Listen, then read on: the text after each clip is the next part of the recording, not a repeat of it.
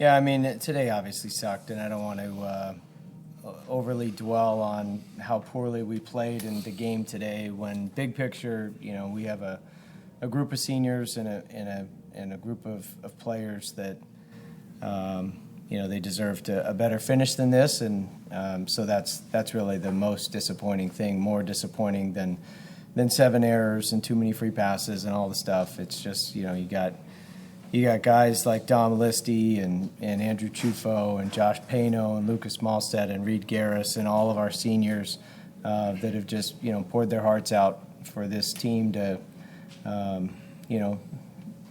win 45 games, sweep South Carolina, and we did even though we didn't come close to reaching our goals here in the month of June. There were some things that we'll look back on and say there were some positives to take away from this season. Very disappointed that Cam Cannarella doesn't get to play in Omaha. That's a guy that comes around once every blue moon, and a special talent like that. You want to see him shining the brightest on the biggest stage. So I hate that for him, and but we'll. I'm just in a mode right now. Of course, we're going to move on and look at what needs to happen for Team 129 to not be in this position. But right now, in this moment right here, this press conference, it's going to be about appreciation for our seniors. And for Team 128, when you look at our stats, it doesn't equal 45 wins. There's no way you look at our stat sheet and say that's a 45-win team. So you really look at it and say these guys emptied the tank and squeezed every drop of everything to have some of the success that we've had this year. And all that credit goes to guys like Dom Listi, who empties the tank every single day, as do the rest of them, and play as hard as they can possibly play. So, the way the game was today was, obviously, there's no good takeaways of today, but big picture, this group collectively, they did everything right, except we didn't finish where we wanted to. We'll begin in the front right here. Yes, Dom, only 1 year with the program, but you quickly became a fan favorite, vocal leader. Talk a little bit about what Clemson and Coach Bakich specifically meant to you in your final season of college baseball.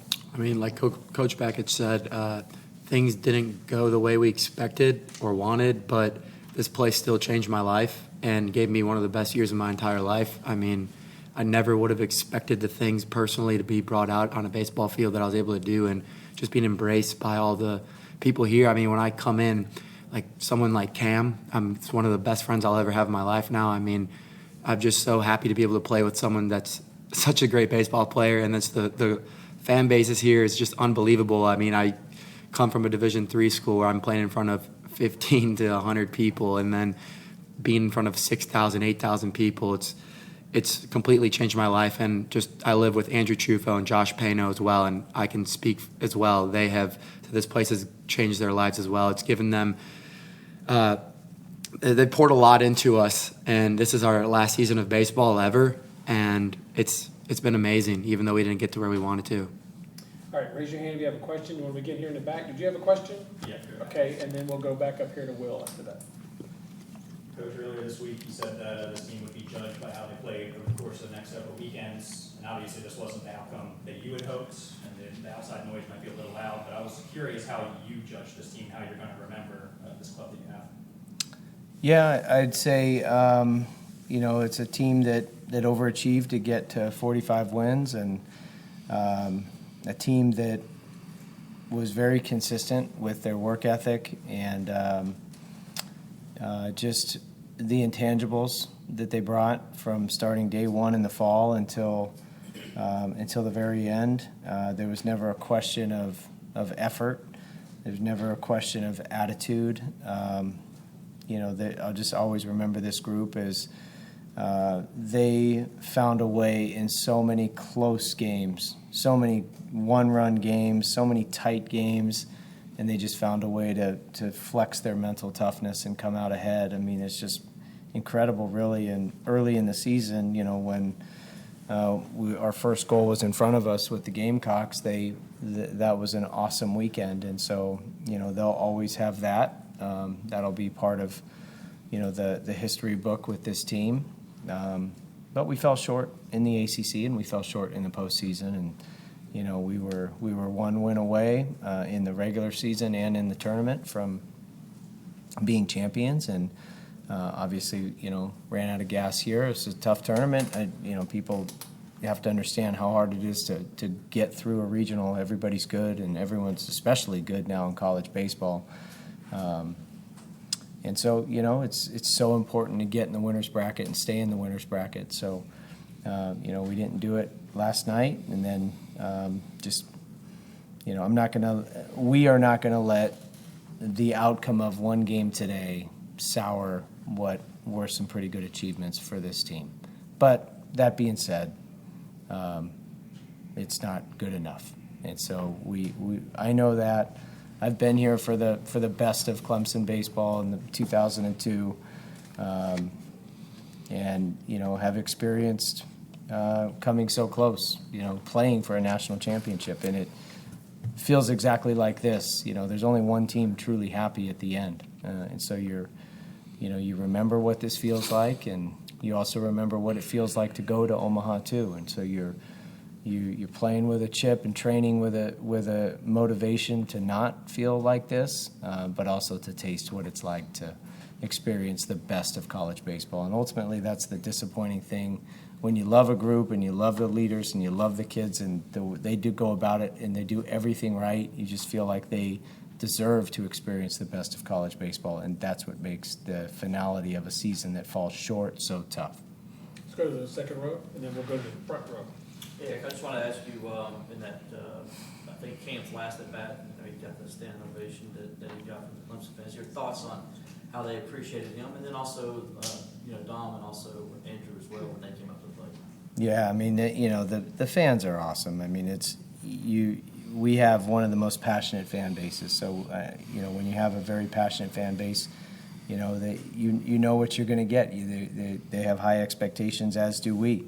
And I think all of them appreciate what they've seen out of Cam Canarella the last 3 years. They understand.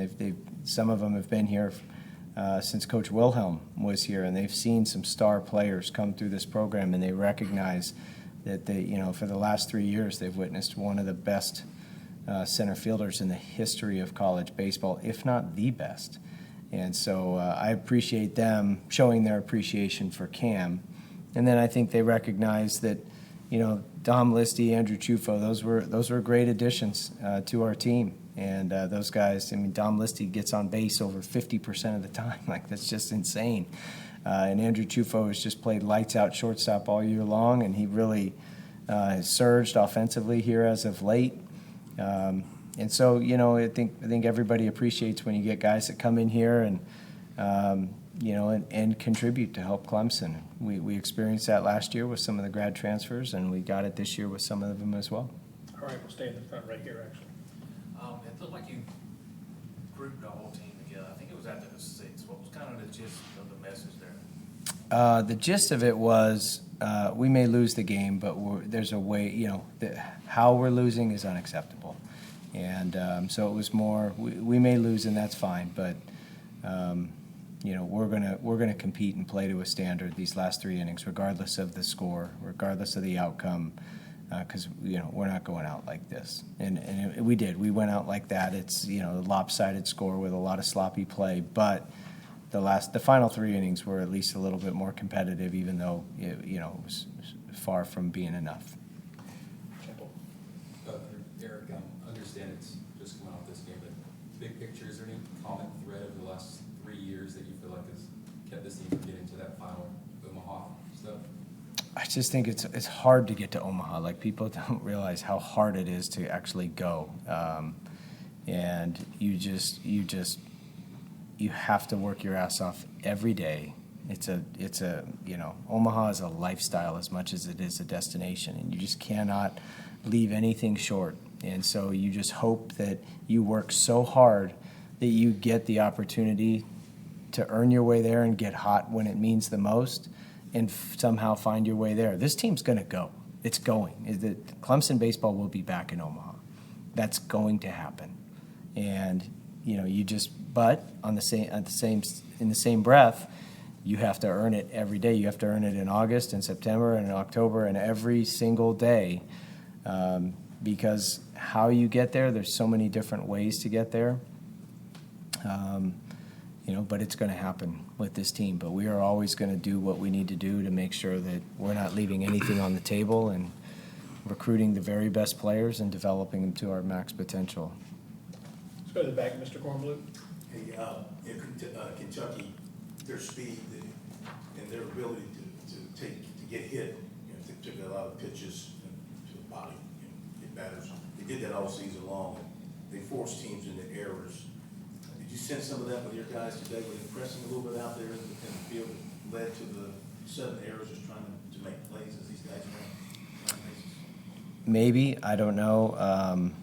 That we haven't defended that poorly all year, so I don't know what led to it, but it could be some of what Kentucky was doing, and we're certainly aware of their game plan and how they played and the way they play. But we've also faced other teams in our league that try to run an action offense and put a lot of pressure as well. So, and we've been that offense at times as well. So we practice against ourselves. So it wasn't anything we haven't seen. We just didn't take care of the baseball today, really. So it could be.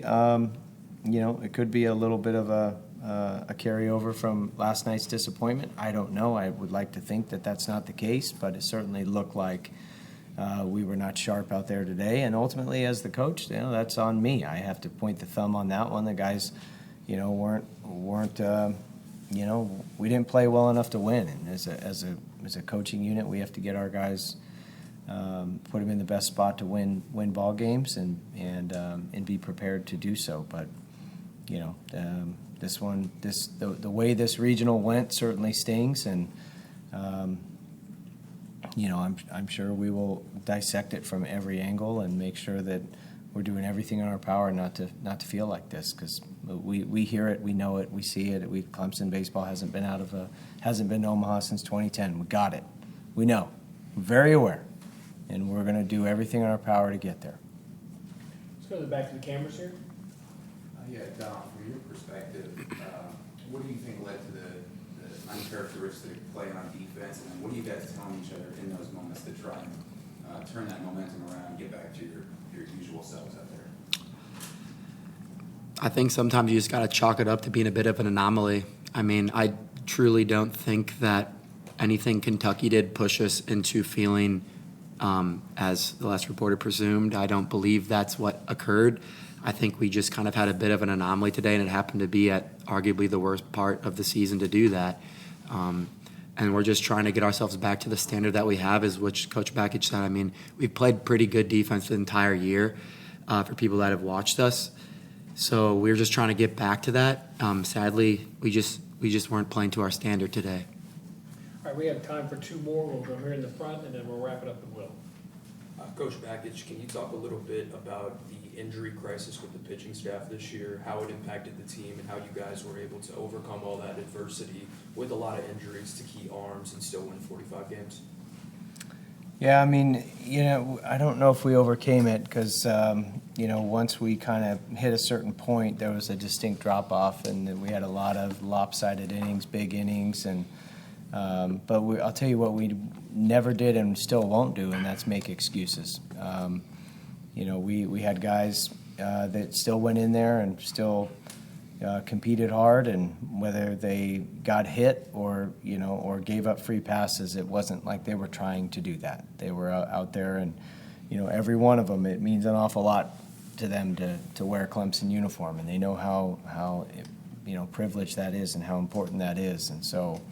They care an awful lot about each other. We do have a very close-knit group, so I think them playing for each other and for Clemson and the 128 years before us is a big reason why, even though, the stats may not look that great with a lot of them, there's still a lot of complementary baseball that was being played. If for most of the year, with the exception of a few games. If it was a low-scoring game, the pitching stepped up, the defense stepped up if we weren't hitting enough. If it was a high-scoring game, most of the year the hitters stepped up, and we did what we needed to do to win the high-scoring game. And then you look at all the close games, where we have a lot of injuries, but everybody has injuries, and we still found a way. So we imperfect season, but these guys banded together, and I would attribute I would say the injuries, if nothing else,